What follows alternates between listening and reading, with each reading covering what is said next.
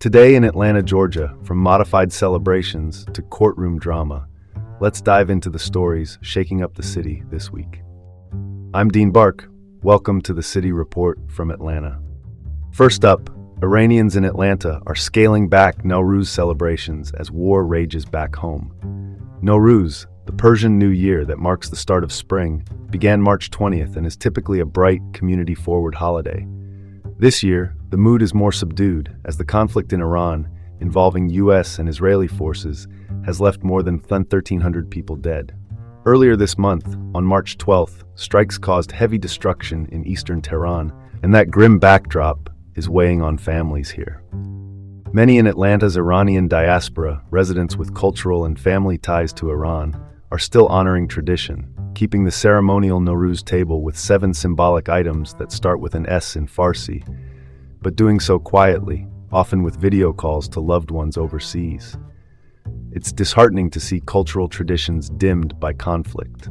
Still, the resilience to keep them alive says a lot about this community's heart. Call it like it is. Joy and grief are sharing the same table this year. Moving on, a tragic loss in North Georgia. Nicholas "Nick" Cruz, a social worker at a U.S. Department of Veterans Affairs clinic in Jasper, was shot and killed on March 17th. Cruz, remembered by friends and family as compassionate and steadfast, devoted his career to mental health care and his time to religious service. His funeral is set for Sunday in Marietta. Social workers like Cruz are often the first and last line for people in crisis. Their work isn't flashy, but it's vital. That's the headline. May his memory be a reminder of the service behind the scenes that keeps communities together. Next up, chaos at the airport. Hartsfield-Jackson Atlanta International, the world's busiest airport, saw long, slow-moving security on Saturday, March 21st, as a partial federal government shutdown stretched the TSA thin. Officers have been working without pay, call-outs are up, and the start of spring break travel poured gasoline on the fire. Lines reach back to baggage claim, with warnings of waits up to 5 hours. Spring break meets shutdown. What could go wrong, right? Here's the latest scoop. Delays have been building, with security waits topping 2 hours on Friday and no clear end in sight. The shutdown stems from a stalemate between congressional Democrats and President Trump over immigration enforcement funding, impacting the Department of Homeland Security and the TSA. Airlines are adjusting, and Delta is advising international travelers to arrive up to 4 hours early.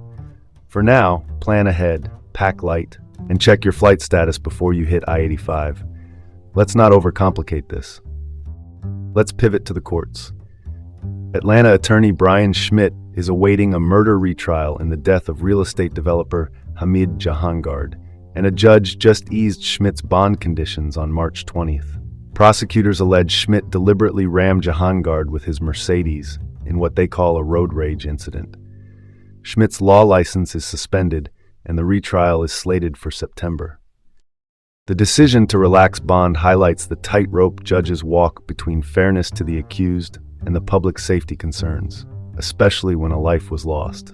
What's the takeaway? The legal process is slow, and every pretrial move matters. Last up, a significant ruling in local politics. The Georgia Court of Appeals, the state's intermediate appellate court, says Fulton County commissioners can refuse to appoint 2 Republican nominees, Julie Adams and Jason Frazier, to the county's 5-member election board. The decision, issued March 20th, reverses an earlier order that would have seated them. Adams and Frazier, nominated by the Fulton County Republican Party, became focal points in an already heated environment over how elections are run in Georgia's most populous county. The ruling underscores the leverage county commissioners hold and the scrutiny that comes with it. Well, that's one way to look at it. Appointments may be procedural, but the politics never are. And that's your report for today from the City Report with Dean Bark in Atlanta. Stay informed, stay safe, and join us again tomorrow.